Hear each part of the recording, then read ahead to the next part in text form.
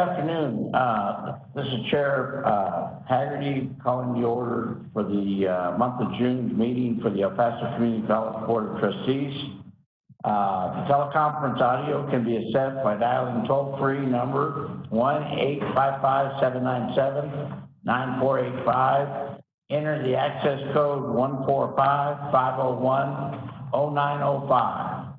And through an audio feed found at youtube.com/GOEPCC. Any member of the public wishing to make a comment or question regarding an addendum item can email the comments or questions to the following email address: boardquestions@epcc.edu.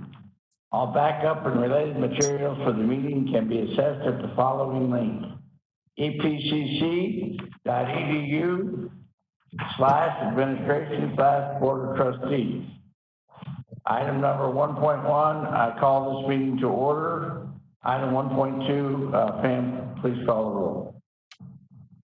Mr. Uxer. Here. Ms. Sanchez.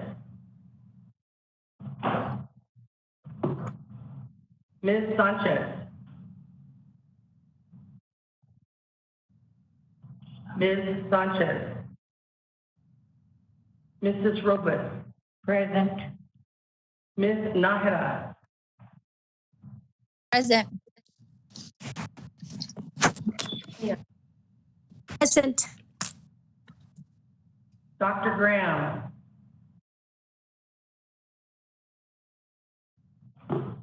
Dr. Graham.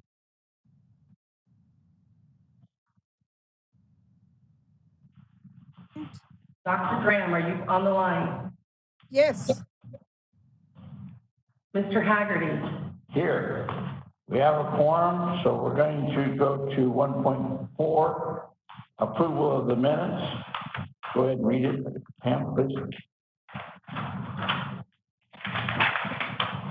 Item 1.4, approval of minutes, April 15th, 2020, regular, and May 27th, 2020, regular.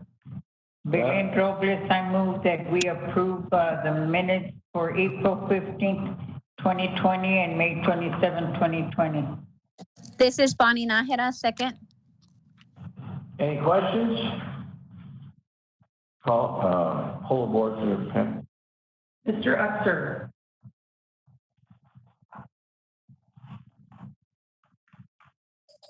Mr. Uxer.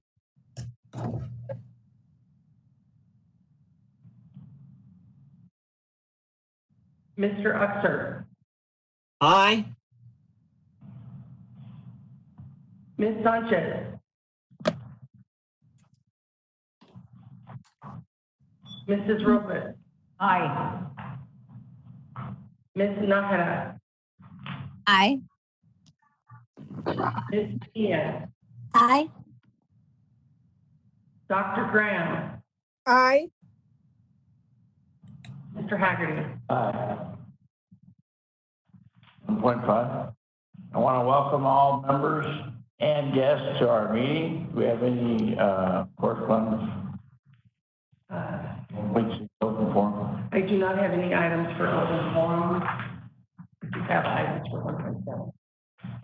Yeah. Item 1.7, presentations by individuals, groups, and organizations.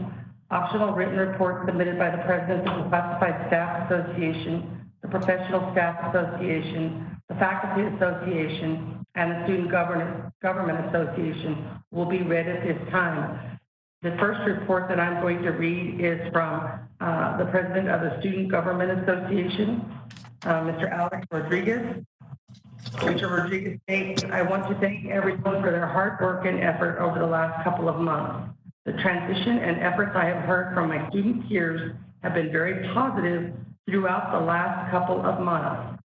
Since the beginning of the pandemic, we have been looking for student feedback regarding class status and input from students. We will be surveying students in July to find out more information to help the college make decisions throughout the pandemic. We have also joined the All-In Campus Democracy Challenge.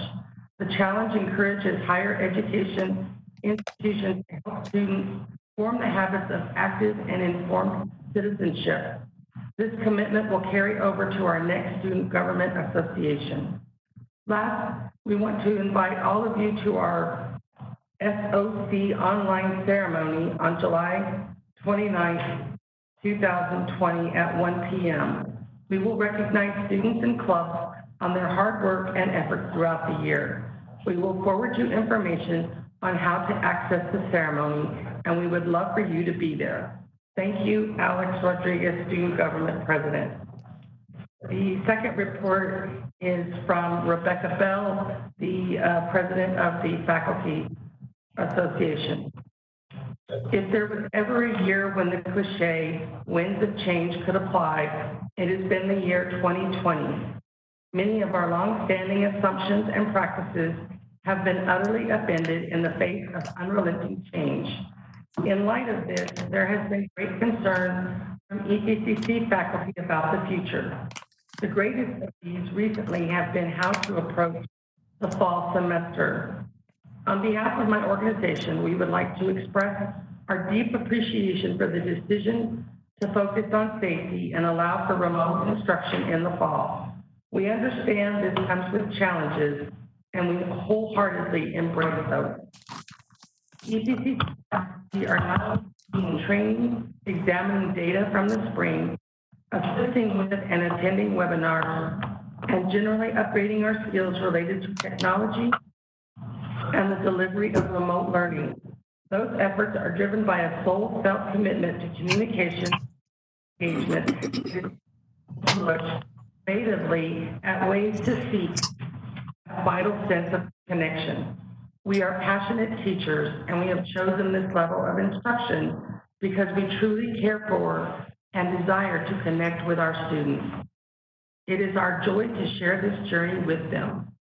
We assure all levels of EPCC leadership and our students that we will continue to provide the sense of personal outreach and intellectual rigor that has defined our classrooms in the past, as we continue to look hopefully toward returning to the physical classroom in the future.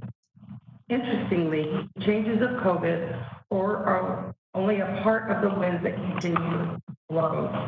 The national and international conversations that are now occurring related to police brutality, racial equality, historical presentation, and representation are threaded into our students' experiences.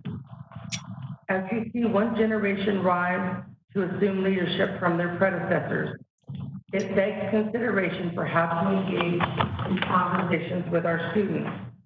EPCC has spent on every communication, document, and production that we do not discriminate. However, in the reflections of my colleagues, I hear the great need to continue to advance this cause and wrestle with what comes next. Certainly, we should assure equal access, but how do we seek equity in all practices? These are the conversations we are having now related to student engagement and success. And in this moment, we ask for continued leadership from our highest levels to consider how to lead EPCC into the next. In closing, for the past several years, it has been my great honor to represent the Faculty Association to the Board of Trustees. I have deeply appreciated your attention to our thoughts and needs, also the quick action you have taken to respond to challenges as they arise. Our institution is strong because we have leadership that is willing to both listen and fearlessly act. That combination remains incredibly valuable to me, and I want to personally thank you for always providing us with your kind attention. This is my final address to the Board of Trustees. In July, Mr. Rudy Hernandez will be stepping into the role of president. I am sad to exit the office, but I know that he will lead with the same wisdom and experience he has always shown as vice president. Truly, my association has the best of us at the helm.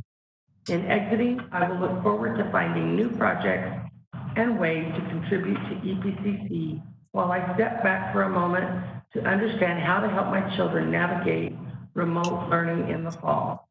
As I exit, I wish everyone continued health and the wisdom to lead the district well.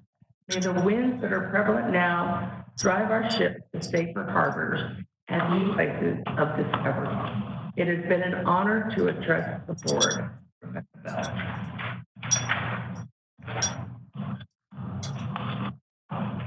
That's it? Anything else? That is all. Any communication? Okay. No, sir. Okay, 1.9, Board of Trustees business. Can you read 1.9?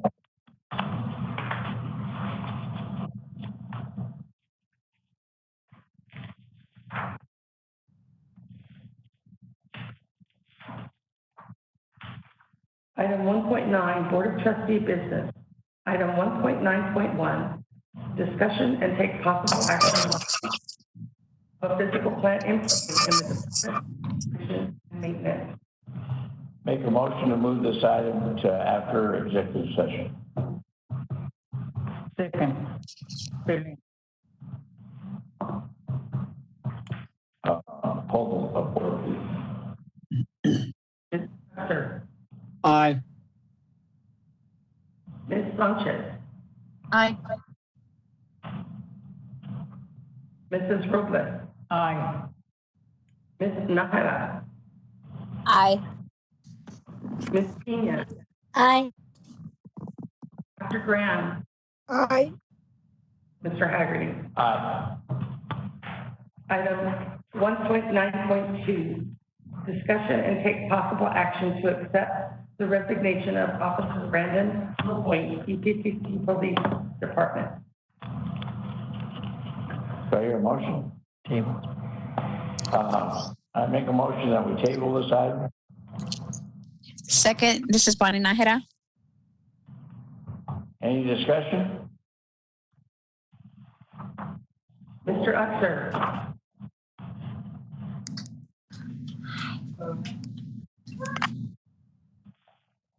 Mr. Uxer. Aye. Ms. Sanchez. Aye. Mrs. Robles. Aye. Ms. Nahara. Aye. Ms. Pena. Aye. Dr. Graham. Aye. Mr. Haggerty. Aye. Item 1.9.3, discussion and action to authorize Dr. William Sarata, college president, to execute a letter of support or no objection on behalf of El Paso Community College for a minor boundary modification application to the Foreign Trade Zone Board for CEDA Logistics. There a motion? This is Carmen Graham. Motion made for 1.3 and 1.4 to approve. This is Bonnie Nahera. Second. Any discussion? Reading 1.94. We read 1.9.4. I was just going to say I was ready to vote for the motion that was made from Dr. Grab. Since the items are already posted as an executive session item, do we have to read all of these? Because we're not taking action on it until after the executive session, which they've already been posted. But since that motion's already been made, I'm just pointing that out for like maybe the next time if that's something we can consider, so we're not reading each one individually. 1.9.4. Item 1.9.4, discussion and action to authorize Dr. William Sarata, college president, to execute a letter of support or no objection on behalf of El Paso Community College for a minor boundary modification application to the Foreign Trade Zone Board or VRP Transportation. Any discussion on these two items? Poll the board, please. Mr. Uxer. Aye. Ms. Sanchez. Aye. Mrs. Robles. Aye. Ms. Nahara. Aye. Ms. Pena.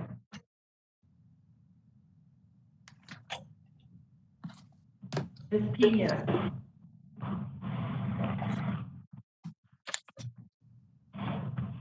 Ms. Pena. Dr. Graham. Aye. Mr. Haggerty. Aye.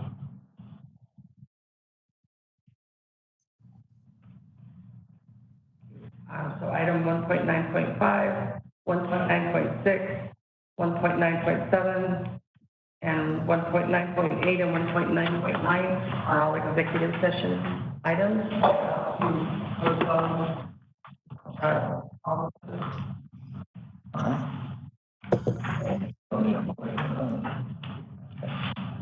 Item 1.10, board report.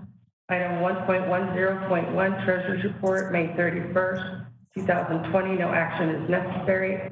Item 1.10.2, president's report. Item 1.10.2.1, Dr. William Sarata, college president, will update the board of trustees and audience on recent events that have transpired at the college to include an update on the COVID-19 pandemic and appropriate action taken. Chair Haggerty, members of the board, I hope that everyone is well and healthy. It is always... let me begin by thanking SGA President Rodriguez and all of our students who have been extraordinary during this unprecedented time with regards to transitioning their learning to primarily a virtual environment. Our students are resilient. Our students continue to rise to the occasion and meet their learning objectives. That would not be possible without our faculty. So let me thank President Bell. It has certainly been a pleasure to work with President Bell over the last few years. Her passion, her reasonableness, her fierce advocacy for our faculty has been well received, and we certainly appreciate her and all that she has done for the institution as well as our faculty. And speaking of our faculty, I thank each of them as well. They have transitioned rapidly within this last, since March the 13th, completed the spring term, now well into the summer term, getting ready to start summer 2. Our faculty has been tremendous. Certainly appreciate the comments that we received with regards to the board's decision based on our administration to move forward in a majority virtual environment for the fall as well. We certainly are pleased, given the latest data that we are seeing, that we made that decision. We believe it's in the best interest of our faculty, staff, and students and their safety. So I thank everyone for the cooperation. Since our last meeting on May the 27th, I have participated in 100 virtual meetings. The day does not stop since our last board meeting that was held on the 27th. Included in those were 3 American Association of Community Colleges and Association of Community College Trustee board meetings. I actually, on July 1st, will assume the chair of the AACC board. We have had great meetings with faculty and also, speaking of faculty, the advisory group for AACC and the transition that they went through. I think it's rather serendipitous that 2 of the 4 faculty members that were speaking to both boards had technology issues during the actual meeting. It shows you the challenges that everyone is dealing with. One of them was able to dial back in and utilize the technology appropriately.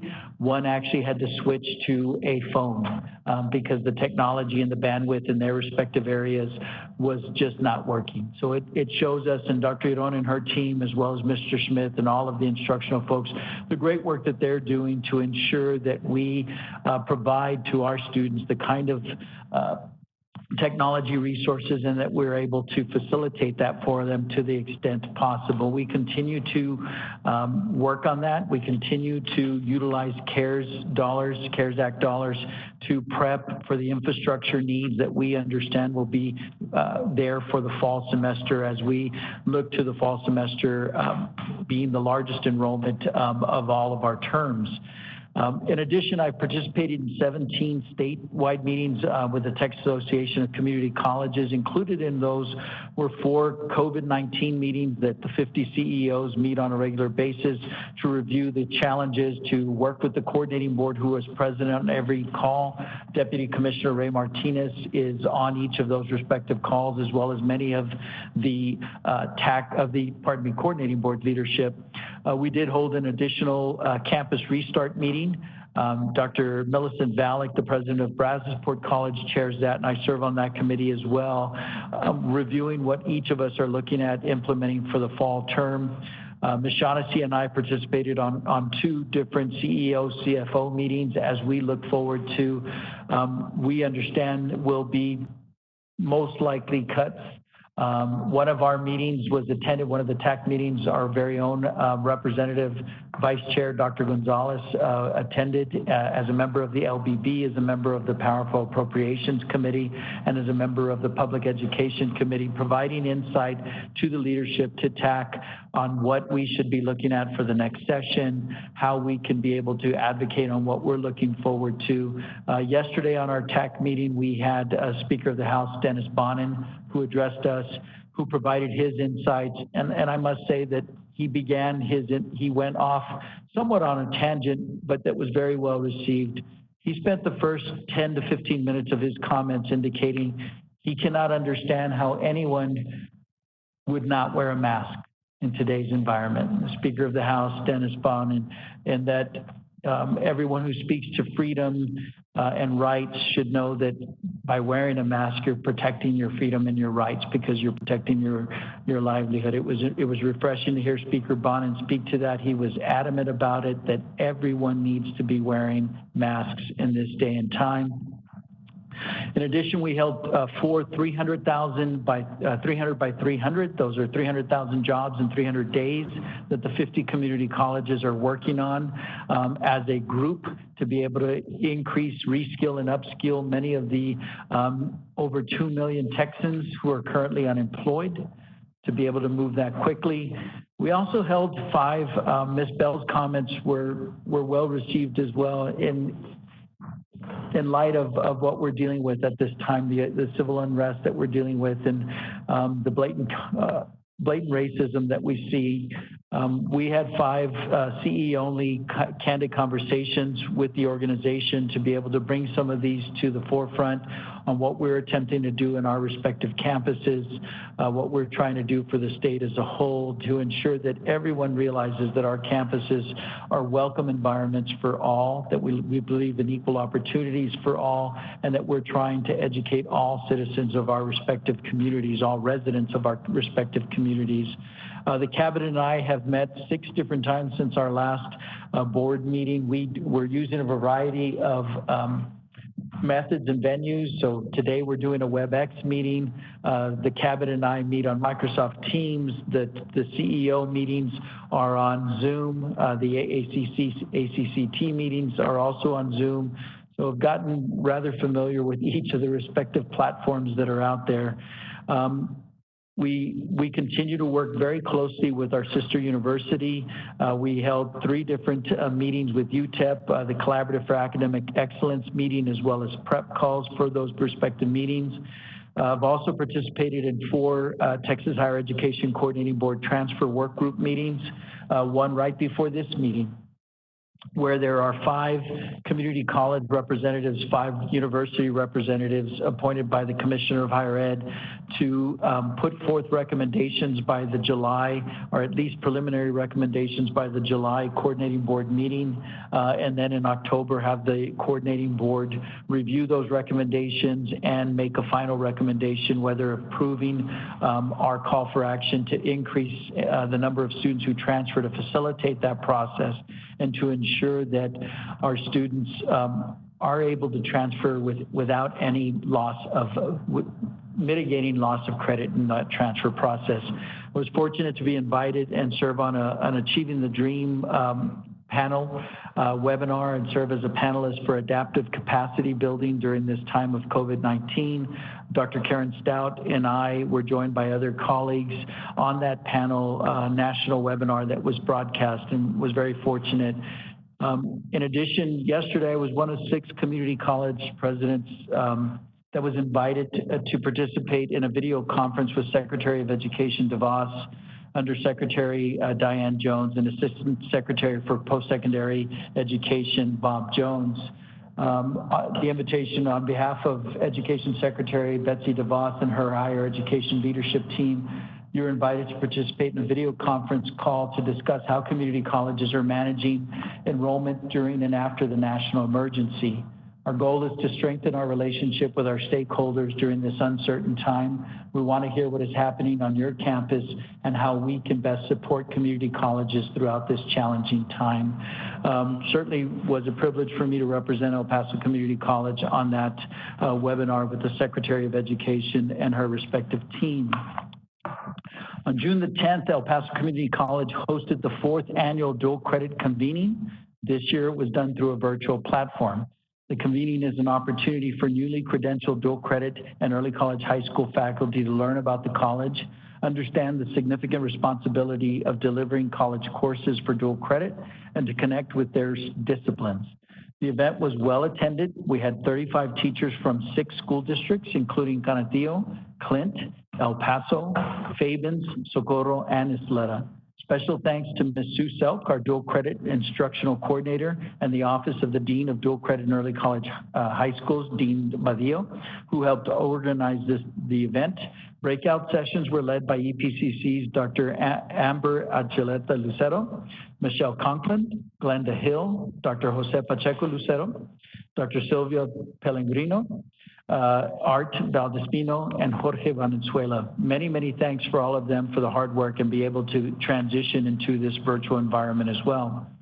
El Paso Community College participated in this year's Career Readiness School Models, CCSRSM Leadership Summit, an event hosted by the Texas Education Agency in collaboration with Educate Texas. The event was also held virtually June 12th through June 23rd. The program included the session, The Role of the IHE, Institution of Higher Education in CCRSM Partnerships, which was presented by EPCC's Dr. Maisha Pagel and Dean Tony Badillo, along with Mr. Garrett Ritchie from the Clint P-Tech Principal, Mr. Steven Fernandez, the Empire Early College Director, and Mr. Chris Gee, Career Center at Riverside P-Tech Principal. The team provided a brief history of the college's support of college courses for high school students, the many opportunities for collaboration at a regional level, such as the Early College High School Leadership Council and Building Bridges Dual Credit Conference, and detailed exploration of the collaboration between EPCC and the districts to develop crosswalks and participate in advisory committees. The institution much appreciates your leadership and great teamwork. Ensuring student success continues to be our top priority. In an effort to provide the best services, EPCC and Texas State Technical Colleges are co-hosting the Competency-Based Education, CBE, Summer Institute. This free virtual working conference has been taking place since June 22nd and will end on June 26th. The participants include 10 higher education institutions, including EPCC, Austin Community College, the University of Texas at Austin, Texas A&M Commerce, Northeast Iowa Community College, Callbright, and several others. Workshops are focused on teaching and learning in an online environment, including topics like CVE blueprint templates, technology tools, and formative and summative assessments. Thank you to everyone taking part in the conference by providing resources to facilitate online transition across the state and nation. The court reporting discipline is teaming up with the Libretta's Academy at America's High School by offering court reporting classes to their students. The fully online program includes a virtual lab to assist students with questions and troubleshooting. The first cohort, comprising 8 rising sophomores, began their studies this summer with a law and legal terminology class. Coming up in the fall of 2020, they will start hands-on training by learning how to write and take dictation and stenographic machine. As future guardians of the record, our student cohort reporters' end goal is to write over 200 words per minute on the stenographic machines. This cohort will be working at a minimum towards a SCOPUS certificate. A second cohort will begin in the fall 2020 semester. This cohort will consist of approximately 10 to 15 students and will work towards an associate in court reporting. The best news of all is for those students who complete the program and successfully obtain their state and national certifications. The El Paso County Courthouse offers over $72,000 with full benefits to first-year court reporters, total compensation. With court reporters and captioners being in high demand, not only locally, but also nationwide, our graduates will have an opportunity to be hired immediately and after graduating from EPCC. The college and the Federal Correctional Institute, La Tuna, have a long history of providing educational opportunities to inmates. Under the current contract, over the last 2 years, 3 groups of students have completed certificates of completion in heating, ventilation, and air conditioning, known as HVAC, as well as in welding technology. In the spring 2020, the 3rd group of La Tuna students, their residential HVAC technician certificate during the COVID-19 pandemic. This certification is embedded into an Associate of Applied Science HVAC degree. Faculty and staff at EPCC and La Tuna worked together to ensure that students would not miss out on this opportunity to complete their degree. The college received $113,108 under this contract, which covers tuition, supplies, and tools for instructional purposes. Students earning their certificate of completion are scheduled to graduate this summer. And finally, the Contract Opportunity Center staff has continued to provide technical assistance to our clients and business community remotely via telephone, email, and virtual meetings. They have conducted 125 counseling sessions with 52 clients, launched a webinar series using Microsoft Teams, and presented 5 webinars and training sessions in May. In addition, 14 clients of the Contract Opportunity Centers have been awarded 40 awards totaling just under $5.6 million. They're creating and retaining a total of 117 jobs. Congratulations to Mr. Pablo Armendariz and his team. Chair Haggerty, that concludes my report. Dr. Schrock. 1.0.2.2. 1.10.2.2, Dr. William Sarasa, College President, will provide a presentation to the Board of Trustees regarding a plan for a phased return to campus for staff. They're bringing that up on the screen. Let me make sure that everyone is able to see that. Chair Haggerty. Let me begin the presentation, and I apologize. It is a lengthy presentation with a lot of detail that I want to make sure that the board understands that this is a preliminary staff return to campus operations. We will not go forward unless the data supports that we move forward. But we do, it is our responsibility and our job to present and to plan appropriately. And I want to present to the staff the preliminary presentation of what we're looking at, Chair Haggerty and members of the board. We have some key objectives that will not be sacrificed. First and foremost, we want to ensure that we're protecting the health and safety of the college community, our faculty, staff, our students, as well as campus visitors. We are going to ensure that we continue, and I think it's vital that I emphasize that we continue to ensure that all college functions and services are uninterrupted. We have done that since the college, since March the 13th. Those 2 weeks after, we geared up and we were able to move forward with that. We will continue to do that. This proposed phased return to campus for your consideration is guided by the CDC, as well as the Texas Higher Education Coordinating Board, data and information that is shared by the city, the county, the state, as well as local COVID-19 restrictions kept in mind. It is informed by data and trends, and it will continue in that aspect. We will ensure that we have that ability to shift back to remote and online assignments should the situation merit. I remind you, as you have seen, unfortunately, in our region, in our county, we continue to see an upward tick in both positive cases, hospitalizations, and unfortunately fatalities. Some of the health and safety precautions that we have taken. We are ensuring that all of these particular areas are in place and that they are being utilized by our employees before returning, that the cleaning supplies are readily available, from disinfectant wipes and spray to hand sanitizer stations or bottles readily available, hand washing stations, paper towels, et cetera, all available and on the work site, that PPE is available. We know that face masks have limited availability, but we're ensuring that those are there, that face shields and gloves, which are optional, and goggles as well, if they're available.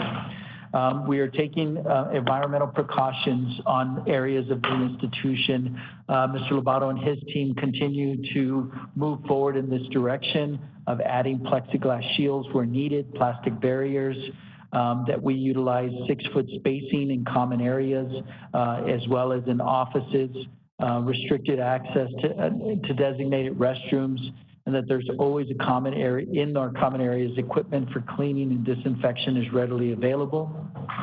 Other precautions that the college continues to put forth is designating entrances and exits, as well as pathways when that is possible. We do have open campuses. Those campuses, if you think of the Valle Verde campus, the many different areas that you could come into, any respective areas, not just Hawkins, but also looking at the entrances and exits of buildings on that respective campus and the number of buildings that we have on each of our respective campuses, as well as at the Administrative Services Center. Again, regularly cleaning all of these areas, and such as office refrigerators, coffee makers, microwave ovens, ensuring that signage is up and readily available, and that is also in computer and workstation areas. Moving to PPE and ensuring that these are readily available. Returning employees will not, and I will work with legal counsel to see if we need to develop a policy with regards to mask wearing. Chair Haggerty and members of the board, that is one that has recently been brought up on one of my TAC calls. Actually, it was just yesterday that we had that, and so I will work with Scott Holtz, Mr. Ortega, Ms. Marina, on developing whether it be a temporary policy for us to look forward. But we will be requiring all employees and all visitors to wear face coverings. We have ordered 6,000 face coverings. We have 3,000 employees, so they're cloth face coverings that we will provide to employees that will be worn over the nose and mouth, and these are reusable, washable. Face coverings, believe one is black, the other will have hopefully our logo on it, but those are moving forward, and 3,000 on hand already, the other 3,000 on their way. Disposable non-medical grade face masks will also be available to staff and campus visitors to the very extent that's possible, but they will be required. And should someone come to our campus without one, we will turn around and tell them that they need to be wearing one. Additional measures will be put in place. Again, hand hygiene, cough etiquette, cleanliness, sneeze guards, physical dividers where needed. All of these things will be put in place prior to any return to campus. Training for all staff on appropriate cleaning will be put forth as well. Facilities, signage will be placed. It had already been placed prior to the break of March 13th. We are actually increasing that signage and ensuring that it is available. All common areas will be cleaned twice daily. We are working closely with Olympus. They have already taken on many of these, even though we don't have a large number of staff on our respective campuses or on our sites. They will continue to clean those areas, doorknobs, counters, all of those areas will be cleaned thoroughly twice daily. Again, policies for high or close quarter spaces such as elevators are continuing to be developed. And then we will ensure that people with physical disabilities will have priority to utilize those elevators before anyone else. Common areas, we're eliminating the exposures in common areas. Such as drinking fountains. We will work with Scott Holtz because as soon as we think that we can, my colleagues across TAC, that we can not allow utilization of water fountains, we come to find that there are some laws that do not allow for such limitations. So we again will work with our with Scott Holtz to guide us in this particular process. We continue to limit the occupancy in all buildings so that we can ensure social distancing. Again, we will continue to follow all ADA laws and regulations. Mr. Lobato and his team will ensure that the ventilation and exhaust systems are properly operating to ensure that circulation of outdoor air as much as possible. Also utilizing windows where we have those respective windows that can open. Continuing to develop guidelines based on CDC on the cleaning of restrooms. And again, continuing to implement 6 feet social distancing or other physical distancing strategies where possible. And you see those with respect to, in particular, high traffic areas such as restrooms. Our campus and cafeteria and dining options, it is our recommendation that we not even broach the possibility of reopening those until we go into a 50% capacity of our respective campuses.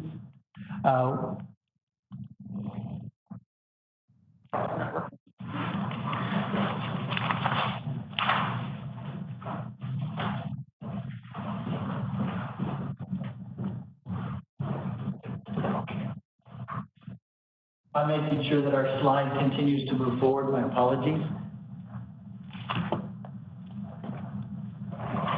There we go. We won't even entertain the campus dining options until we reach 50% of our respective areas. Once we reach 50% of capacity,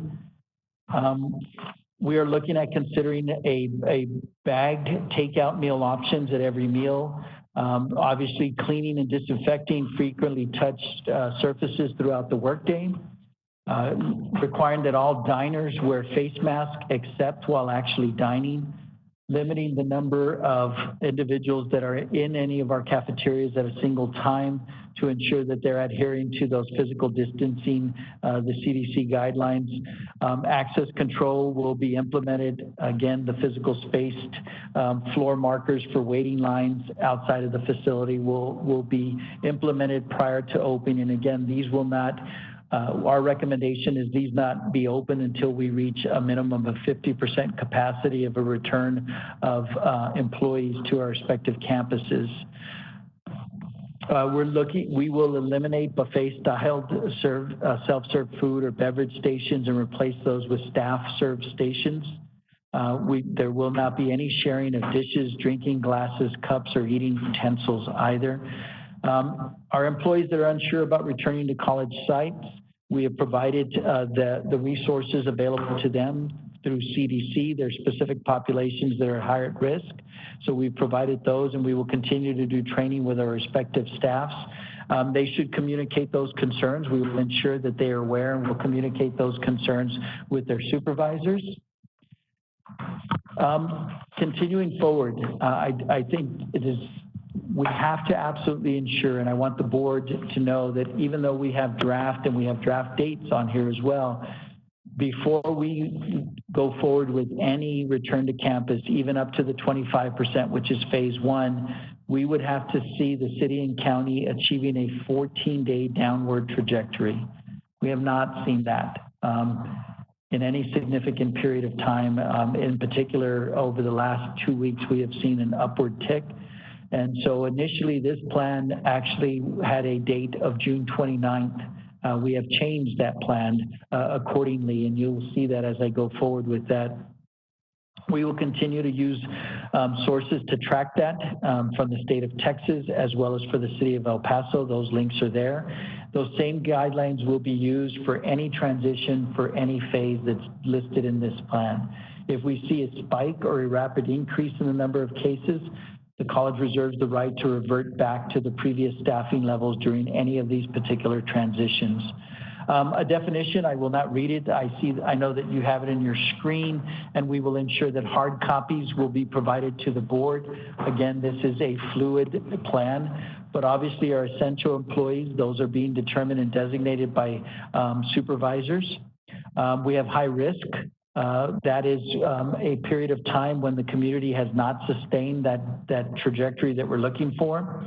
A moderate risk when our community has sustained that trajectory, but it's less than 60 days. And finally, a low risk when the community has sustained that trajectory and we have not seen any new or trend of upward tick in 60 days, but less than 120 days. This is a very busy slide, and let me apologize for that, but there is This is the general protocol that will be in place for each of the phases that I will describe. So again, there will be screening processes for signs and symptoms of COVID-19 at all levels. Those may be done on self-attestation forms we have developed. Let me also say before I go forward, this is informed by each of the respective areas that I mentioned earlier, the CDC, the Texas Higher Education Coordinating Board, our city, our county, but it is also being staffed and being led by Dr. Peña, our Executive Director of Human Resources, who has done a tremendous job in developing a draft plan along with the campus safety task force, who have continued to do a great job with that. In addition, each of the respective divisions have submitted plans that I have and I am reviewing from instruction, student enrollment services, IT, research, accreditation, and planning. Each of those areas, finance, have all submitted their respective return to campus plans, which will be informed by this plan that I am reviewing. But again, I cannot thank Dr. Peña and his team enough for the great work that they have done on this. And they have continued to inform me, continue to provide information on this plan to me on a regular basis. I have made and suggested changes to them, which they have been very willing to entertain. In addition, this has been presented to our cabinet. And so our cabinet has also had an opportunity to review this and to use this to develop their respective plans also. I have one suggestion. Yes, sir. Down there under number, I believe it's for the employees shall check their temperature at home. I'd like to change that last sentence from shall be available at the workplace. Will do, Judge. We'll make sure that we will change those appropriately. Every person that comes into the office or should check their temperature at that time, and if it's over 100, I think the guideline says 99 degrees. They need to go home. Absolutely, Chair Haggerty. We will continue to look at this and modify it appropriately. But you do see the guidelines that we're expecting our employees that are coming physically to the work site, conducting those daily wellness checks before arriving, checking their temperatures at home. So upon their arrival, the results are shared with their respective supervisor. Again, we're developing all of the forms electronically. We're ensuring that Scott Hulse has reviewed our respective forms and is comfortable in us moving forward with them. We're ensuring that a face covering be worn at all times while at the work site, in particular in common areas. That they're not required, face masks are not required in individual offices, but they must have it as they're approaching their respective office and as they come out of it.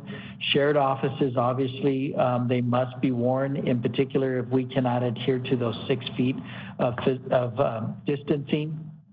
Have you found any areas where you can't maintain that? There will be, Judge. There are. I mean, there are some shared offices, in particular adjunct offices that we have on campuses, depending on the number. So we would have to reduce that number. We may not allow usage of some of these respective areas if we cannot adhere to that. And there are some shared offices in different campuses, the Valle Verde campus in particular. Those would be, they're usually faculty offices that are shared, but they're also high traffic areas that if we're in a phased approach of only 25% of our staff are returning, then we could adhere to those. But as we grow that from 25 to 50 and so forth, that's when it becomes more difficult. And so we will ensure that we work with supervisors on staggered schedules, on alternating schedules, some working remotely, some working in person. Those you'll see in here as well. You see additional pieces of sanitation regulations that we expect, sanitizing their area twice daily with solution and or wipes, limiting or refraining from touching their faces. This is difficult for many of us, including me, but it is something that we will continue to post, that we will continue to train. Gloves will be made available in areas through immediate supervisors on the utilization areas that merit those. And again, we expect employees to stay home and seek medical attention if they have any of the symptoms. if there's fever, coughing, shortness of breath, we will continue to review this, and employees that have that will be expected, and that's the expectation for them to stay home. We will also, employees that are considered high risk or could be exposed to high-risk family member in their household, they will be referred to employee relations to be able to look at the possibility of accommodations for extensions to work remotely. We certainly understand that. We want to be as accommodating as possible while protecting the institution. Again, that particular phase, that particular protocol will be utilized at every single phase that I'm about to describe. Let me begin with the phases that we're looking at. Phase one, we're currently recommending that we look at Monday, early August through October 2nd of this year. That would be 25%. Again, we will not even broach and look at this if we don't see these numbers start to change. Right now, we would not be able to go into phase one just based on the data that we're seeing from our respective community, the upward number of positive cases daily, and not just in our community, but in the state as a whole. That is a Monday. That is the only reason I chose that date. I certainly am very sympathetic and empathetic to what that date means to our respective community, but it is the first Monday in August, so currently we're looking at that first Monday. Again, if the data allows us. Phase two, we're recommending would be Monday, October the 5th through Friday, December the 18th. That is the end of the semester. That is currently fall commencement. We're suggesting that that be 40% of the total departmental deemed essential employees. Phase three would be from January 4th, the first Monday after the break, through March 12th, the Friday before spring break. We're recommending that 50% of our total departmental essential employees return at that point. Again, if the data merits that. Phase four would be from the Monday after, which is March 22nd, through the end of the spring term, which is March 14th, 2021, where we'd have 60% of our total departmental essential staff that would return. Phase five would be from May 17th, the Monday after that, Monday, May 17th through July 30th, 2021, where we would be ratcheting up to 75%. And then phase six would be Monday, August the 2nd, 2021 through December 17th, 2021. That is the last Friday of the fall term, that is commencement, when we would anticipate that 90 to 100% of our total departmental staff would be able to return to campus. Again, this is all based on data. It is all an expectation of a downward trajectory. If we do not see that, then we can revert to the previous phase or even to a phase that's lower. I'm going to go into a little bit more detail on each of the respective phases. Phase one, which would begin in early August through October 2nd, which we anticipate 25% of departmental essential staff returning. This is still a time that we consider high risk, as it was defined earlier. Supervisors would inform their respective employees of the scheduled days and times when to report to work. Employees would be required to work with them on that respective schedules. Face masks would be required at all times. Social distancing of 6 feet would be enforced. Some essential and non-essential employees will continue to work remotely. Face-to-face appointments are highly discouraged during this phase. Some of our departmental employees could transition back to office duties, for instance, on Mondays and Wednesdays, while others would be there Tuesdays and Thursdays. And then on Fridays, we'd split the schedule, some going from 8 to noon, others from 1 to 5. Each of the vice presidents will consult with me, and they will have the authority to lower that percentage of staff returning during this stage, but they cannot increase it past the 25% threshold. They will need to substantiate, as we have continued to do, evidence of equal productivity for staff that's working remotely. So we want to make sure that the staff that is on campus and remotely are both adhering to the same productivity levels and ensuring that we see that efficiency. I've provided an example in each of these areas based on what our task force has provided. So for instance, an example would be our Human Resources Department. If we had 26 full-time staff members, 25% would be approximately 6 staff members. No more than 6 would be allowed to work in that office for the entire week. They would be assigned based on area of responsibility and expertise. For example, 1 working in pay systems, 1 in classification and compensation, 1 in employee relations, 1 in benefits, 1 in faculty credentialing, and 1 in records. As we transition to 40%, which would begin October the 5th through December the 18th, this is still a high-risk time as defined by the CDC. Again, each of the department supervisors will inform their employees of the schedules.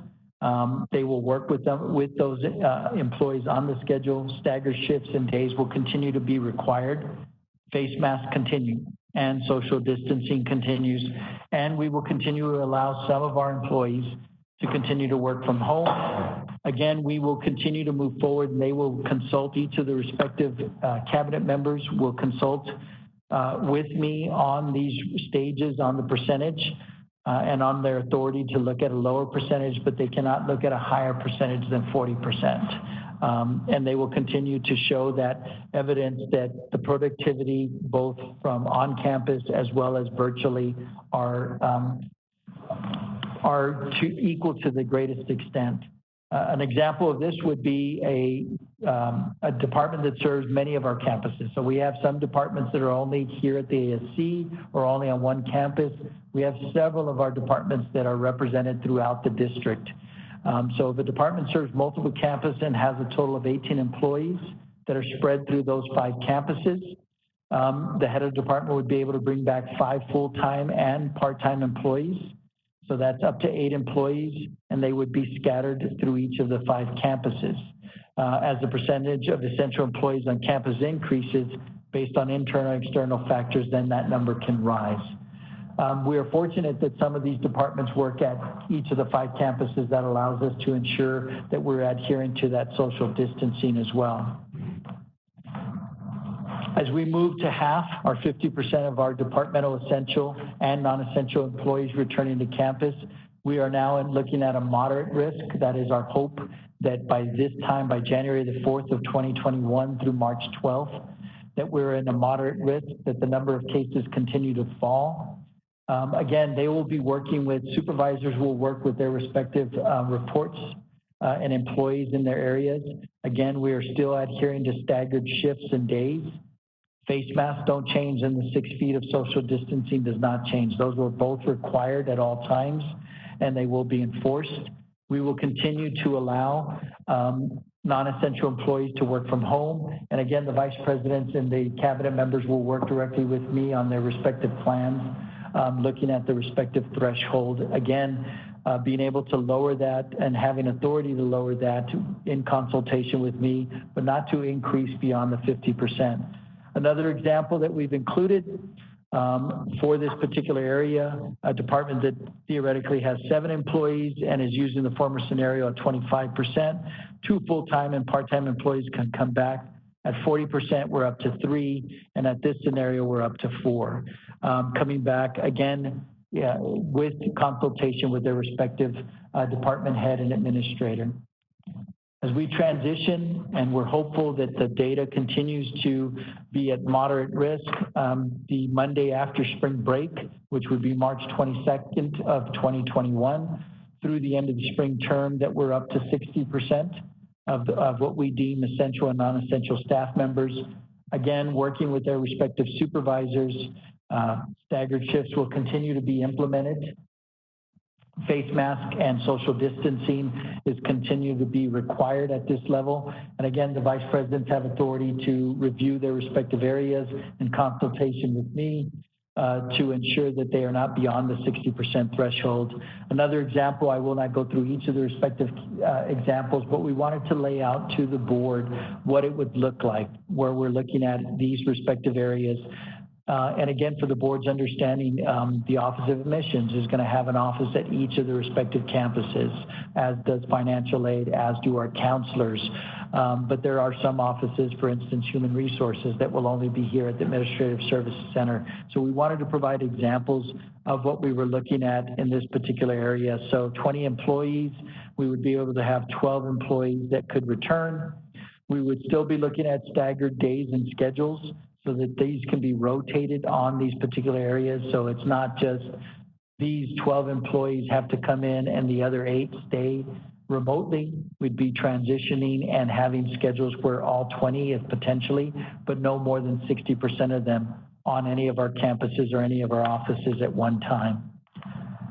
As we continue to move forward with the phase 5, which is 75% of our departmental essential and non-essential staff members, where we're hoping that this is now going from moderate to low risk. Again, face masks and social distancing will be required at all points. Every cabinet member will be able to work with me on these respective thresholds. And again, we provide a department that has 48 employees as an example, and how many of those 48 can come back. You're looking at 36, again, staggered schedules and days based on the business needs. And again, continuing to always look at the data. If at any time we see a spike and we have to revert back to a previous phase, we will be ready to do that, Judge Haggerty and members of the board. Finally, we're hopeful that by August of next year, we hope and pray that there will be availability of widespread vaccination, not only a vaccine being developed, but it's also available to the greater community. This is low risk. It's dependent on a widely available vaccine, as I indicated, and it would be from August 2nd to December 17th of 2021. Again, you see that face masks will still be required until that vaccination is available and we know that it works. Until then, we will require face mask and social distancing. We will be dependent on the current city, state, and local restrictions and in compliance with the CDC as well as with the Texas Higher Education Coordinating Board. Our coordinating board has done a great job. I give Commissioner Keller, Deputy Commissioner Martinez, and their teams tremendous credit. They are still developing a checklist for the fall. We felt that it was important for us to present to the board a preliminary draft plan of what we're looking at and be ahead of the coordinating board and be ahead of some of the others who have not released plans. This board was ahead, from my perspective, on moving forward with a decision on the options that were available for remote learning are primarily a majority of our virtual learning. We're now bringing this to the board, not for a vote, simply for information to the board. Again, initially we were looking at a return as we've been working and developing this. We were looking at a return on June 29th. Obviously the data does not support that. So we have now pushed that back to early August. If the data continues in the manner that it is, Chair Haggerty and members of the board, that we do not see a downward trajectory, then we will not even implement the first phase. But it's our responsibility to move forward with that. We have developed and we're continuing to develop exposure protocol of what occurs if a faculty, staff, or student, or a contracted worker is exposed. We do have that in our plan as well. This is what we would go forward of notifying those faculty, staff, students, and family, as well as the public, of the potential exposure, isolate and transport those who may be sick, close off areas that may have been impacted, and wait at least 24 hours to have those areas cleaned and disinfected. We have developed also a health screening agreement form that would be filled out by faculty, staff, and students, as well as visitors. We have that, and we will continue to develop those. In addition, if there's a confirmed positive COVID-19 case, the return criteria that would be implemented and adhered to for these respective employees. And we do have the links there that they would have to work with Ms. Milena Field in Employee Relations, as well as Mr. Hector Padilla, our emergency manager. Those protocols are developed and continuing to be refined and developed further. I'd remind a recap of what we're trying to accomplish. We began with first the health and safety of our faculty, staff, and students, ensuring that all of our functions are continuing to be available to students uninterrupted. Much as we did after the extended spring break, we have ensured that all college functions and services continue uninterrupted. The data continue to inform this plan. Again, even before we implement phase one, we will not do that unless we see the 14 days of a downward trajectory. We will continue to present to this board to update and seek ultimately approval from the board during future meetings. So that means the next presentation that you should expect as we continue to refine this. And if we see a 14-day downward trend, that we would bring it to the board for approval at the July meeting, Chair Haggerty and members of the board. It is fluid. We understand that it will continue and change, and we will continue to bring back those changes to the board. We will also continue to keep the entire, I'm getting tongue twisted, my apologies, to keep the entire college community informed on the status of this plan. This is the first presentation on the plan. Again, we did provide the cabinet with a review. Dr. Pena reviewed the preliminary plan with the cabinet this past week, and I wanted to then turn around and provide the board with a recap of where we are. We continue to look at preventing the spread, anything and everything that we can do to prevent that spread. And so this is just informational, social distancing, the wearing of face masks, protective practice prevention, hygiene, limit gatherings and meetings. We are presenting to the board some in executive session, but I will share with you that we have asked Scott Holst for guidance on people wanting to use our facilities, both internal and external, receive their respective guidance of how we should proceed with that to ensure that we limit large gatherings and meetings. Obviously, we expect personal accountability protocol. We expect our employees to stay home when they're not feeling well. And we will expect that as we implement this 6-phased approach. And then we have implemented those exposure guidelines as well. I know it was a lot of information. I certainly appreciate the board's patience with me as I went through that presentation. I'm going to take a sip of water, and I'd ask that the board, if any questions that you may have, I am happy to entertain those questions. Let me again, a tremendous amount of kudos to Dr. Pena and the entire task force for the great work that they have done this, to the cabinet and the information that they continue to provide me, to legal counsel and the guidance that they have provided us. It is fluid. It will change. As I indicated, it has already changed dramatically, as we were hoping that June 29th would be our 25% return, but the data just does not allow us to go forward and in good conscience have anyone return. So we're currently looking at early August. Any questions for Dr. Shirata? Yeah, Dr. I wanted just to make a couple of comments. First of all, I really definitely want to thank all the work. You could tell that there was so much work and thought and research that was put into this, and of course that's a testament to the great work that everybody is doing. And so just very much thank you for that. The only other issue that I wanted to bring up, and it's not a question, but it's more of a commentary, and I haven't seen where this has been answered in a very clear and concise manner for the member, for not only EPCC, but I think for a lot of businesses and other entities that practice and that are going back to business.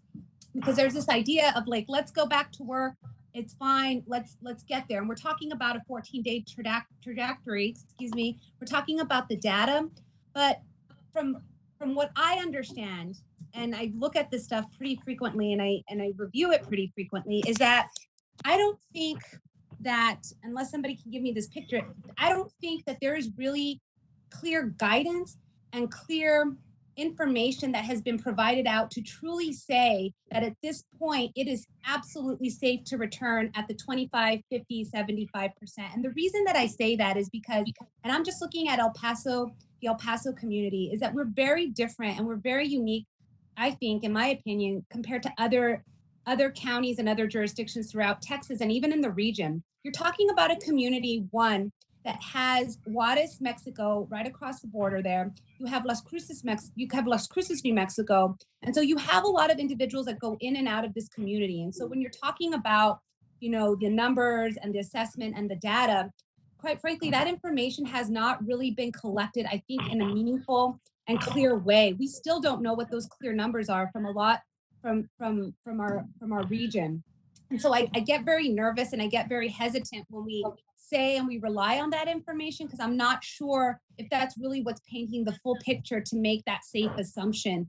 I know that, you know, at least within the region, that there is a task force that are looking at that. This task force is being guided by science, which it should be.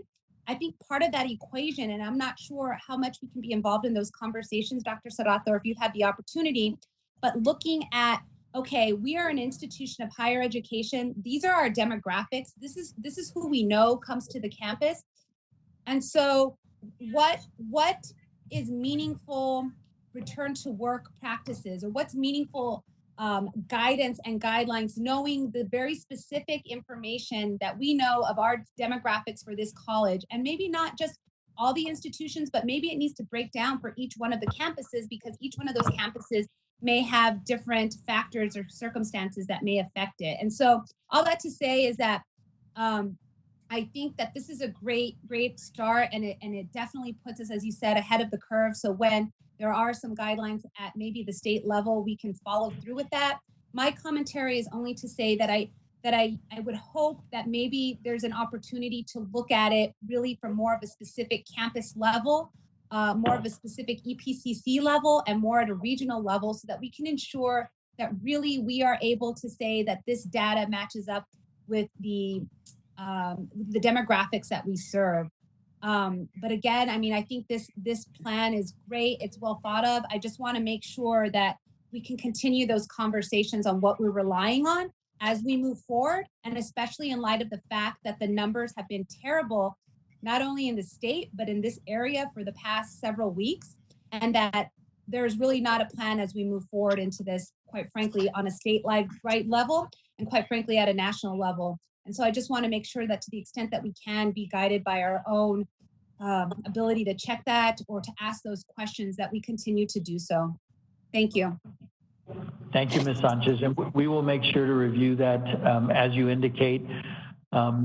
Certainly appreciate the comments. Thank you. Dr. Serrato, this is John Uxer. I have a couple of things. First of all, I appreciated Ms. Sanchez's comment. I think it was a headline in the newspaper, or an article headline that I think underlines that whole thing. And when she was talking about the area, and I said, but basically the comment is that we have a common gene pool, or a common contamination pool. It's not a Las Cruces contamination or Juarez contamination or a Valle Verde contamination. We have a common pool. And so I think that right there is just sort of underlines or explains what she was saying, is that we're unique in that aspect. So, yeah. Okay, I have two comments. First of all, I guess it's sort of a wordsmithing type thing, but you know, when you're making this presentation, and I don't mean to be critical, but when you say that if somebody's not essential, we'll leave them home. I think because all of a sudden somebody says, well, I'm not essential. And oh, wait a minute, when this cutback comes out, I'm not essential, I'm going to be one of the first ones. Maybe you can wordsmith that to something a little bit different, saying that their presence is not absolutely necessary, as opposed to saying whether they're essential or not. Fair comment, Mr. Uxer, and we will make sure to look at different opportunities with regards to grammar on that particular piece. Certainly understand. It's just a matter of, you know, a feeling or presentation. And the second one, I think of a little bit more clarity, or be a little bit more blunt. You said early on that we're going to emphasize masks, and we're going to say that mask. But what is going to be the policy if somebody doesn't use a mask? What are you going to do? It's a great point, Mr. Uxer. So we have the authority, and that has been finally provided as you saw recently from state leadership, to require. And so we will require, they must wear masks, but we will work with Scott Hulse as well to ensure the policy, if we need a policy with regards to that. I'm sure everyone has seen the many, many stories that are out there, the unfortunate and really sad stories of some individuals going so far as killing, as shooting people for not allowing them into a store because they were not wearing a mask. We've seen these across the nation, unfortunately, but we do have, and in fact now they're willing to fine businesses and or organizations that are not adhering to masks. And we will ensure that anyone that comes to our campus will either wear a mask or will be asked to leave. But we will work with Scott Hulse. We will work with Scott Hulse to ensure that policy is in place. It's a great point, sir. That's exactly what I want you to say. I guess I would like to hear you will be asked to leave. I mean, let's be blunt. You know, you've got to be here or you're going to leave. You got to wear it or you're going to leave. And so that there's no misunderstanding, there's clarity, and we're all up front. I know it's obvious and everything else, but you know, it's sort of like pointing a finger in their face and saying, nope, ain't gonna happen. Yes, sir. I know that Dr. Graham is trying to jump in as well. Please, Dr. Graham. Good afternoon, everyone. Dr. Serrata, thank you for that presentation. The information is most valuable, and I know that you all have put in a lot of work into it, and that you don't have the answers to everything that either is happening or is going to happen. So this is the best plan that we can expect at this time. I have a few comments, and you don't need to address them right now, just so you can kind of maybe later on give us an update on the responsibility for monitoring and compliance of these protocols that you're putting in place. Who is going to be responsible to make sure that these things are happening? You know, because it's good to put them on paper and present them, but it has to be that there is a level of accountability, a very high level of accountability on all supervisors to ensure that these things, this monitoring and that all of this is in compliance. That's one point. The other one, and I had shared this before, one of my biggest concerns is the students, the achievement and the support that they need, especially at this time. Because when they can come in and talk to their instructors, it's easier for them to say, I haven't been able to get my work done, or I'm having these issues or whatever. And the instructors are wonderful. They work with the students. But right now, we're in a different time, and I want to make sure that the student achievement and support for them is the best that we can have. And so when I was looking at the plan, I was looking for something more related to the social emotional support for students and staff.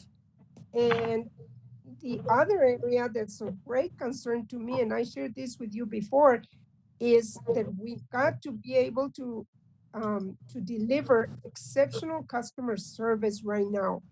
I don't know how that's gonna work, but when we're sending out letters with telephone numbers and then nobody answers those telephones, that's a huge concern. There has to be a way that exceptional customer service is being delivered by the people that are not necessarily in the office, as well as the ones that are in the office.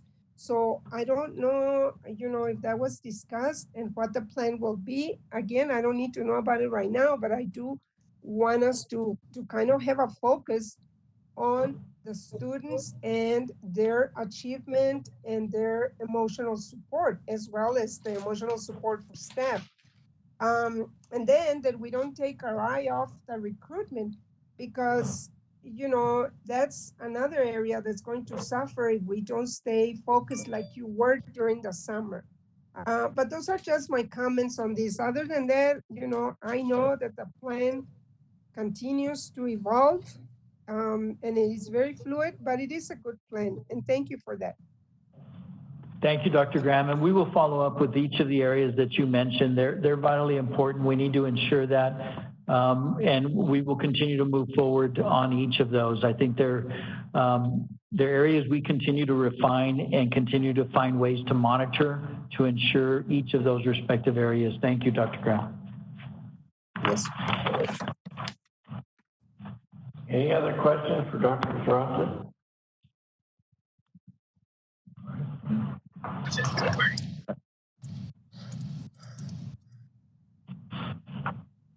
Ms. Nahida, I think, wants to jump in. Ms. Nahida, did you want to say something, ma'am? I mean, to me, this is really personal. And I just want to thank you and everyone else for all the work that you're doing. It's not easy. This is new to everybody. It's shocking to everybody. Nobody knows how to react to it. We don't know what's going to happen tomorrow. We don't, everything keeps changing. The CDC keeps changing, saying one day, you can contact it with, from surfaces, and you can. No, you can't. Not you can.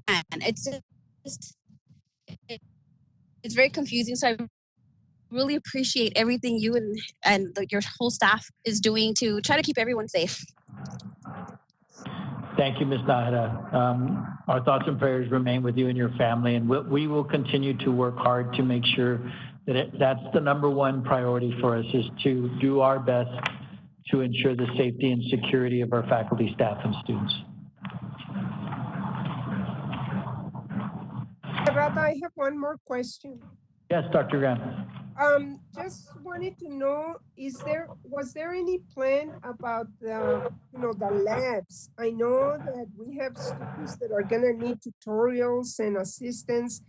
Are they gonna open labs and minimize the number of students that come in, but provide the tutors that were available before? That's one thing. And then the other one is, what about our CTE programs? Because they have student lab assistants that are not just assisting the students, but they're assisting the faculty as well. Has that been also taken into consideration? Again, you don't need to answer me right now, but if you can just jot it down so that we can later find out what the plan is to provide those support services for students. Thank you, sir. Yes, ma'am. Thank you, Dr. Graham. Yeah. Item 1.11, consent docket, there are no items.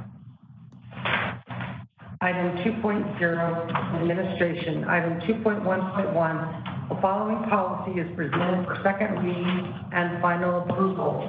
3.01, dismissal or suspension of contracted administrative, professional support, and classified staff. Do I have a motion? This is Bonnie Nahera. Move to approve. This is Carmen Graham, second. Any discussion? Call board, please. Mr. Usher. Aye. Ms. Sanchez. Aye. Mrs. Wilson. Aye. Ms. Nahara. Aye. Yeah.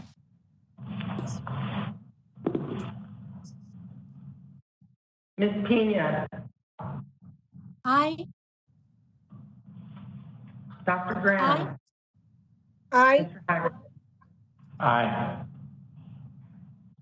Item 2.1.2, the following policy is presented for second reading and final approval. 3.38.01, dismissal or suspension of faculty. Do I have a motion? This is Carmen Graham, move to approve. Second, Elaine. Any discussion?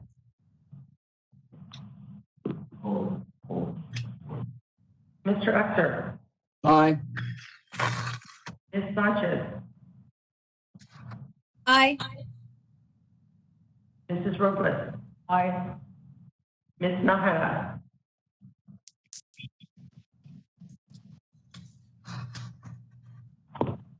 Ms. Nahara. Mute herself. Ms. Nahara. show you're muted.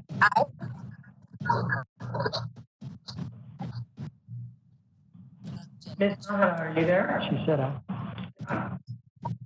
Ms. Pena, Aye. Dr. Graham, Aye. Mr. Hack. Aye. Item 2.1.3,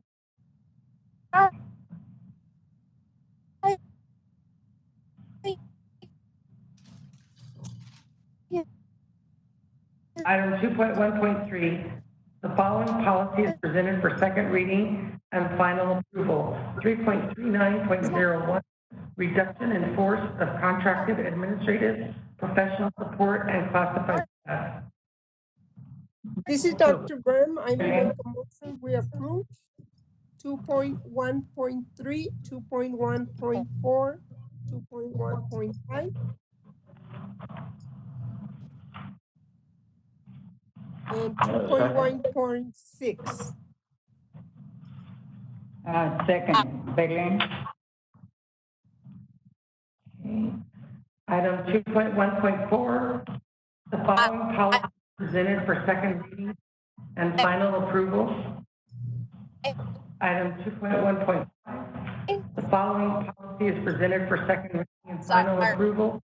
2.43.03, processing other types of complaints.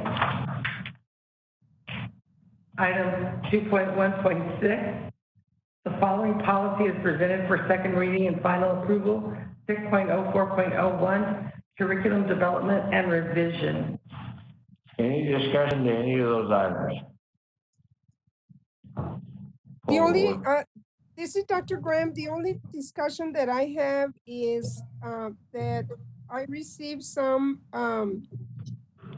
calls or concerns from employees that we are trying to use these policies to get rid of people. And I'd like to make mention that we are going to be reviewing all policies, you know, on the board as per agreement to try and update them all. This is just the first ones that we brought forward because of the pandemic, but not because we're trying to get rid of people. So I just wanted to make that comment, Judge. Thank you. Any other discussion? Poll the question. Mr. Upser, Aye. Ms. Sanchez, Aye. Mrs. Lopez, Aye. Ms. Nahara,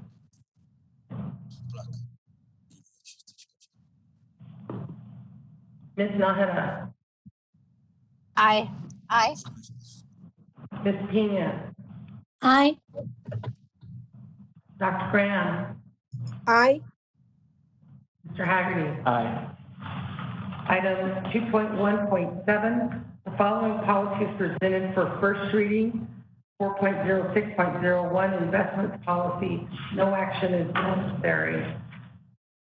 Item 3.1, discussion and action to approve full-time staff and faculty recruiting positions funded by the institutional budget. There are none. Item 3.2, discussion and action to approve full-time staff and faculty recruiting positions funded by grants and/or contracts. There are none. Item 3.3, information items, resignations, and retirements. No action is required.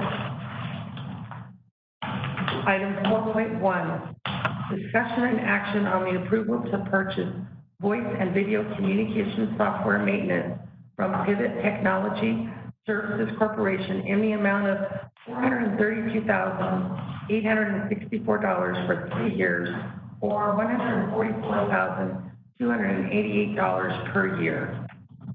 Have a motion? To approve, this is Carmen Graham. Second, this is Bonnie Nájera. Any discussion? Call the question. Mr. Uxer, Aye. Ms. Sanchez, Aye. Mrs. Lopez, Aye. Ms. Nahara, Aye.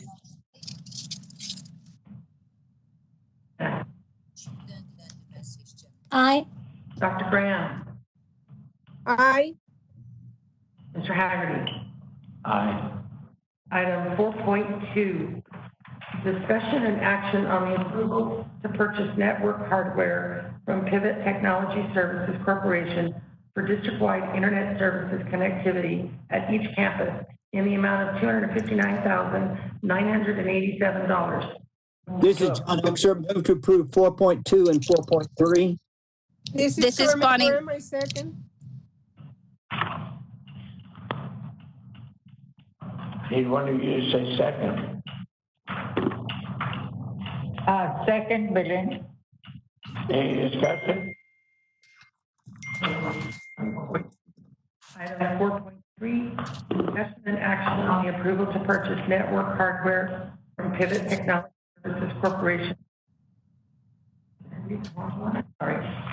Item 4.3, discussion and action on the annual renewal of the Microsoft Campus Agreement for Microsoft Academic Licensing in the amount of $227,808.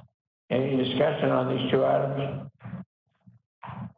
Call the question, please. Mr. Uxer, Aye. Ms. Sanchez, Aye. Mrs. Aye. Ms. Nájera, Aye. Ms. Pena, Aye. Dr. Graham, Aye. Mr. Haggerty. Aye. Item 4.4, discussion and action on the acceptance of an award from the U.S. Department of Education under the CARES Act to reimburse the college for COVID-19 related costs in the amount of $1,041,756. Move to approve. This is Carmen Graham. Second. A motion to approve in a second. Any discussion? Call the question. Mr. Uxer, Aye. Ms. Sanchez,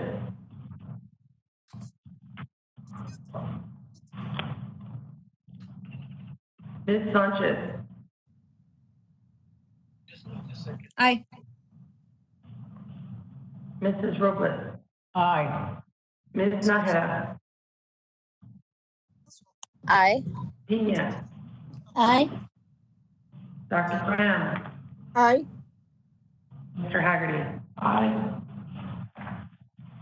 Item 4.5, discussion and action on waiving the acceptance of pilot funds from the Housing Authority of the City of El Paso to be redirected to the YWCA for the provision of daycare services to EPCC students. Move to approve. This is Carmen Graham. Second. Belinda. On the discussion on this is the motion we have every year that we don't take any action on this. We're just the pass-through on the payment. So I would ask that the board take no action on this issue. We have a motion and a second. Go ahead and call the question. Mr. Uxer, Aye.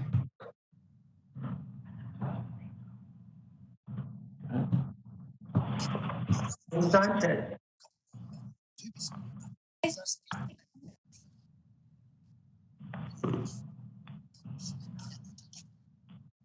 Mrs. Robles, No. Ms. Nájera, Aye. Ms. Pena, Aye.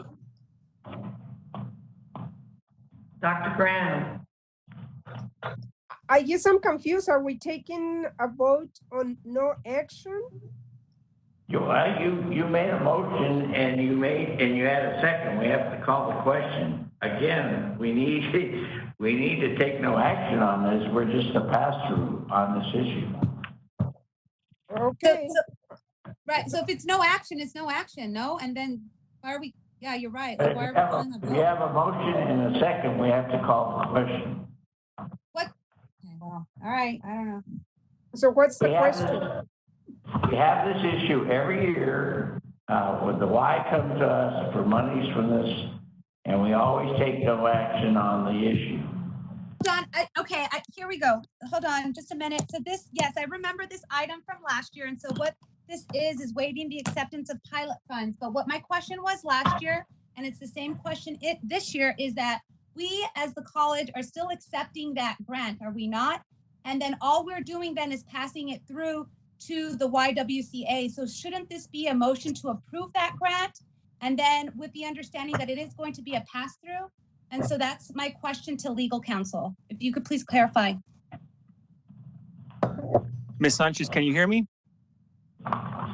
Yes, Mr. Ortega, I can. Okay, thank you.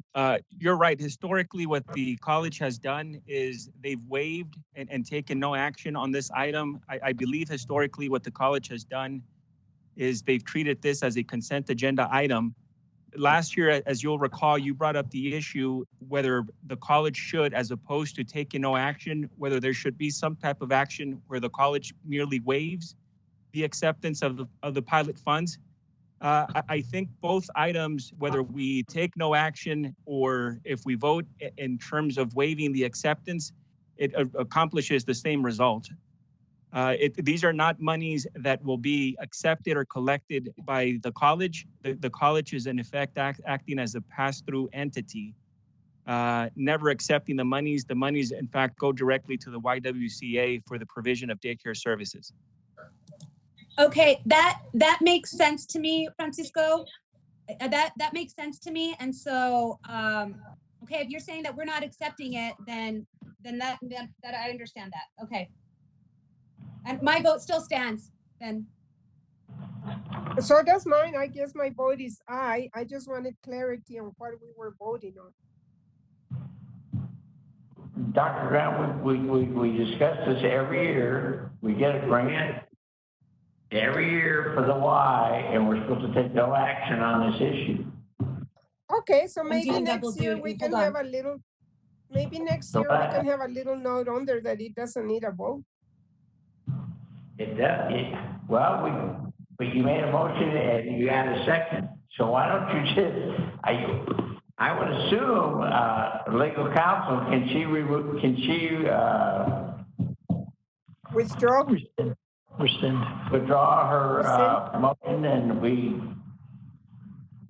Mr. Haggerty, this is Josette Shaughnessy.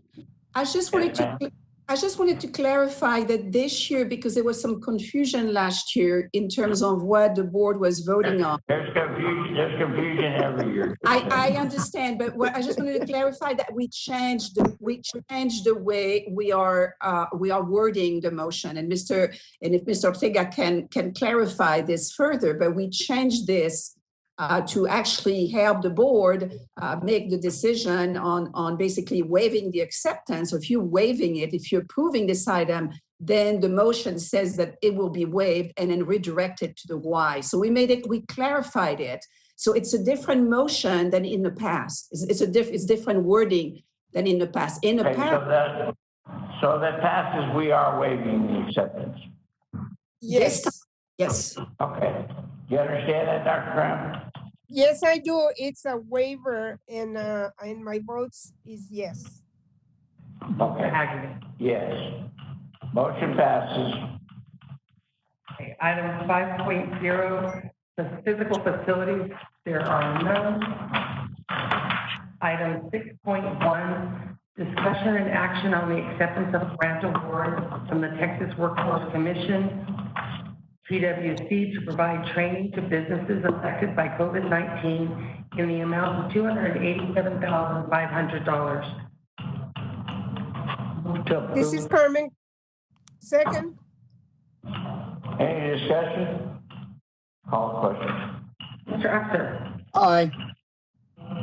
Ms. Sanchez.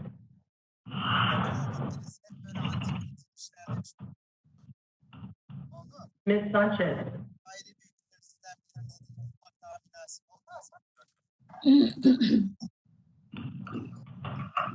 Ms. Sanchez. Okay, I have to go to my next meeting. Robles. Aye.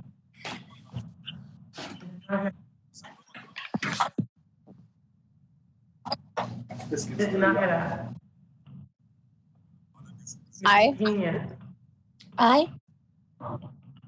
Dr. Graham. Aye. Mr. Haggerty. Aye. And Ms. Sanchez, are you on the line? Item 7.0, student services, there are none. Item 8.0, community services, there are none.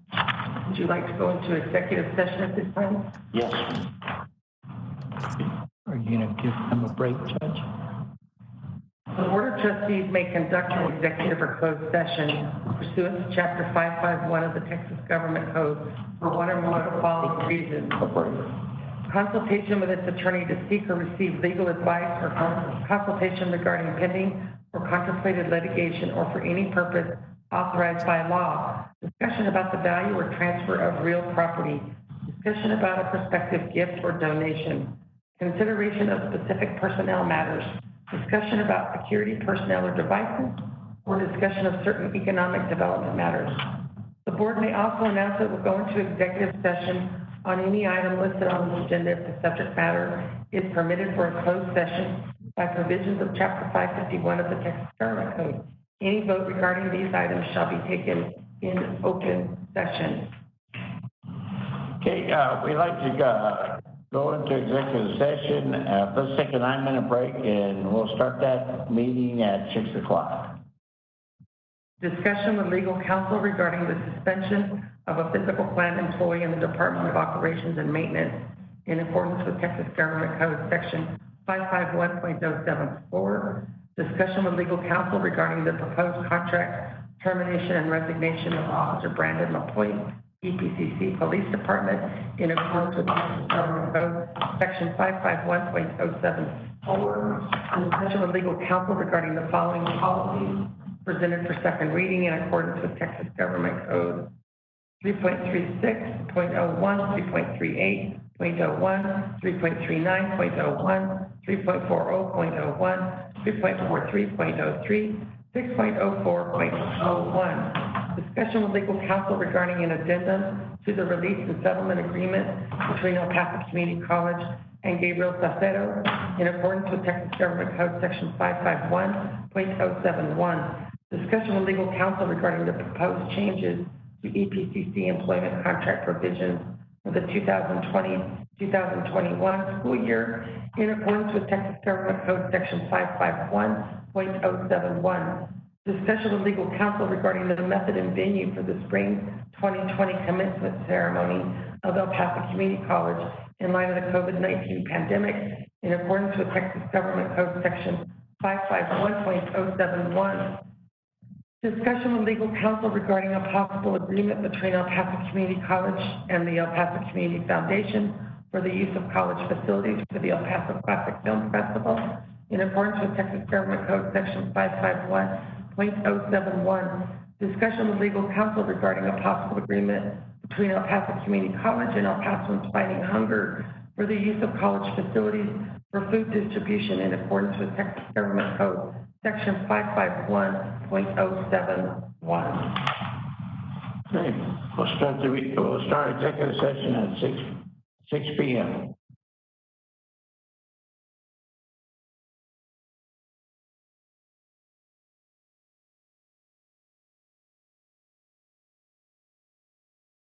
There was a question that on one item that we did not put up for a vote, and that was item 1.9.5. Could you read that, please?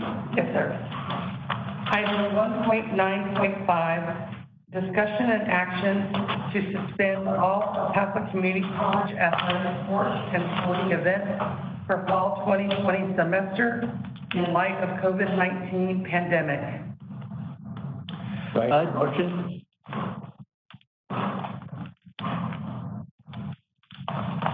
I move that we approve. Approved. I have a motion. Do I have a second? Carmen Graham, second. Okay, any discussion? Dr. Charles, do you have any discussion? I do, Judge Haggerty, members of the board. It is obviously the decision to go primarily or majority virtual online for the fall semester impacts not just our students, but our student athletes as well. We've continued to monitor and have been in close communication with our athletic director, Mr. Hinojosa, who has come forward with his recommendation and actually has had his recommendation since May. We've provided and gone back and forth with what the Texas Association of Community Colleges had an athletic subcommittee as well, and they produced a report. I wanted to make sure that Mr.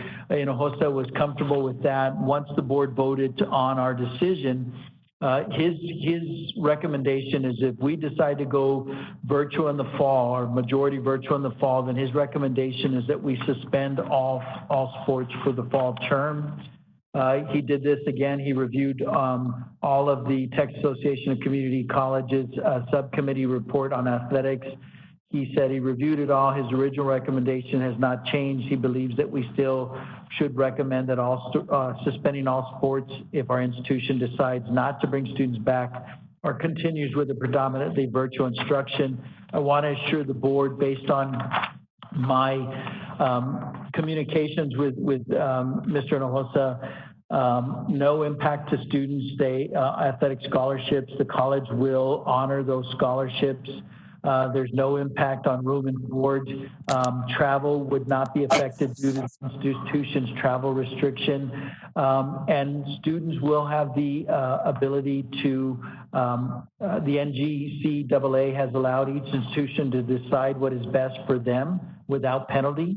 Documentation would need to be submitted, and so we would submit that. And student athletes will have the opportunity to transfer if they choose to do so. Any other discussion on this item? I do have a question. This is Carmen. Dr. Serrata, so what will the coaches be doing during this time when they're not working with students? Are they going to be assigned to recruitment? Absolutely, Dr. Graham. So all of our staff that is that we don't have a necessarily complete virtual transition for them will be turned over to the calling campaign. We'll be utilizing following up with students on a regular basis. Yes, ma'am. Okay, thank you. Any other questions? Hi, this is Christine. I do have a quick question. Do we know, I guess, what those schedulers are going to be like for the rest of those other institutions that they do compete against? Are they also suspending their programs? Some have, Ms. Sanchez. It's a great question. So I know that that some institutions in Texas, not necessarily in our same conference, but I know that Laredo Community College or Laredo College, actually they made their decision, I want to say in April, to suspend sports for the year.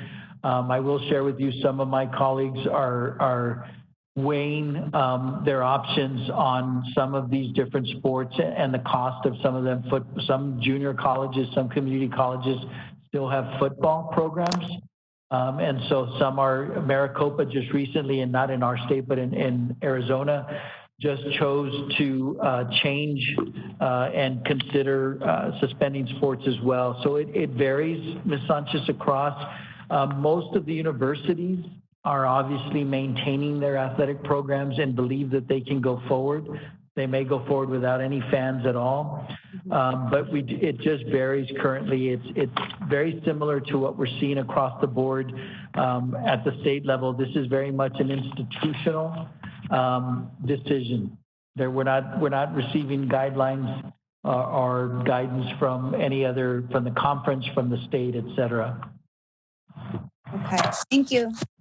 Yes, ma'am. Any other questions? Call the question. Mr. Uxer.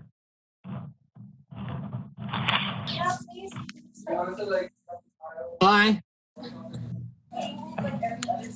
Ms. Sanchez. Aye. Mrs. Robles. Aye. Ms. Nájera. Aye. Ms. Pena. Ms. Pena.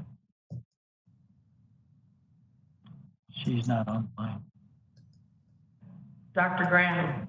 Aye. She's back on, okay. Ms. Pena, are you on the line?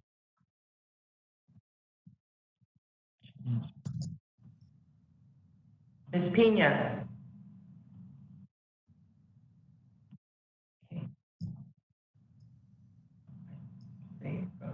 Judge. Mr. Haggerty? Aye. Okay, you have to go back and discuss the items that were discussed in session. I believe we're going back to item, the acceptance of the, 1.9.1? yep, Item 1.9.1, discussion and take possible action on the suspension of a physical plant employee in the Department of Operations and Maintenance. I have a motion. I make the motion that we agree with the suspension that you gave, right, Dr. Strata? You did that, it's already taken care of? Yes, sir. Okay. My motion is we accept the suspension as outlined by Dr. Serrata. This is Bonnie Nájera, second. Any discussion? Call a question. Mr. Uxer? Aye. Ms. Sanchez?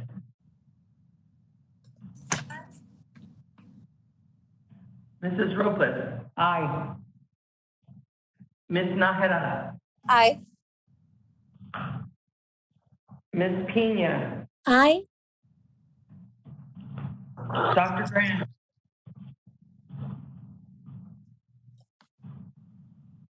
Dr. Graham?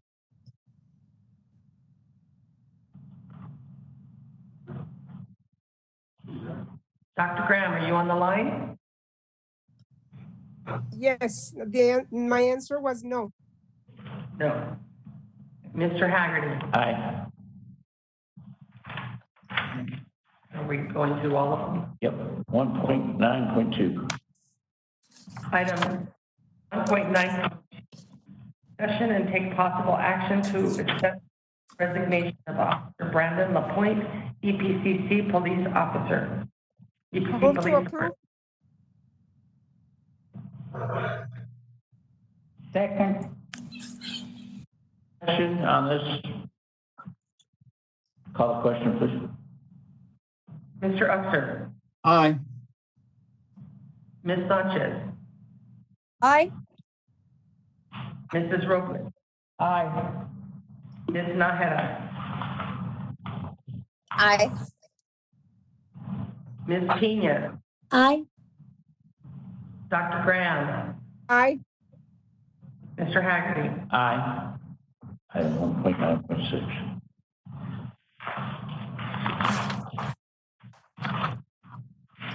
Item 1.9.6, discussion and action to approve addendum to release and settlement agreement between El Paso Community College and Gabriel Salcedo.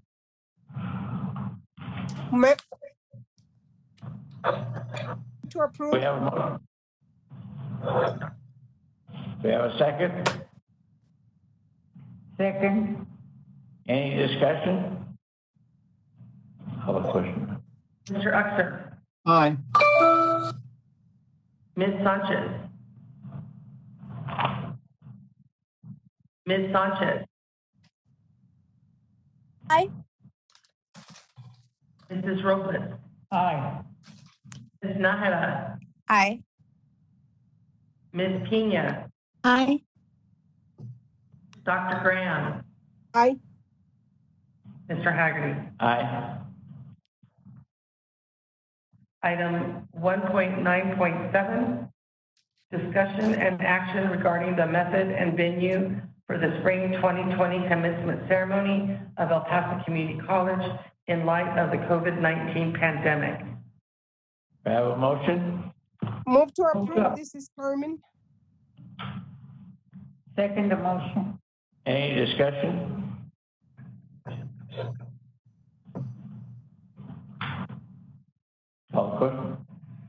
Mr. Uxer, Aye. Ms. Sanchez. Aye. Mrs. Robles, Aye. Ms. Naheda, Aye. Ms. Pena, Aye. Dr. Graham, Aye. Mr. Haggerty. Aye. Item 1.9.8, discussion and action to authorize Dr. William Sarata, college president or his designee, to enter into an agreement on behalf of El Paso Community College with the El Paso Community Foundation regarding the use of college facilities for the El Paso Classic Film Festival. Move to Fair approve. motion. This is Carmen Graham. Give it a second. Second the motion. Any discussion? Call the question. Mr. Uxer, Aye. Ms. Sanchez, Aye. Mrs. Robles, Aye. Ms. Naheda, Aye. Ms. Pena, Aye. Dr. Graham, Aye. Mr. Haggerty. I abstain. Right. Item 1. Turn the page. Item 1.9.9, discussion and action to authorize Dr. William Sarata, college president or his designee, to enter into an agreement on behalf of El Paso Community College with El Pasoans Fighting Hunger regarding the use of college facilities for the distribution of food supplies. Do I hear a motion? Move to approve. This is Carmen Graham. Second, this is Second. Bonnie Nájera. Any discussion? Call the question. Mr. Uxer, Aye. Ms. Sanchez, Aye. Mrs. Robles, Aye. Ms. Naheda, Aye. Ms. Pena, Aye. Dr. Graham, Aye. Mr. Haggerty. Abstain. That's it. I'd like to mention that our next board meeting will be held on July 29th at 4 p.m. July 29th at 4 p.m. We'll have a budget workshop at 4, and the meeting will commence 5:30 at 5:30. Mayor, motion for adjournment. Motion made. This is Carmen. All in favor? Aye. Aye. Aye. See you all on July 29th. Thank you all. Be safe. Thank you all. Thank you all. Stay safe and healthy. We Thank are you. You adjourned. too. We love you, Bunny. Love you guys too. Guys, Take care. too. Be good. Be safe. Good night. Thank you.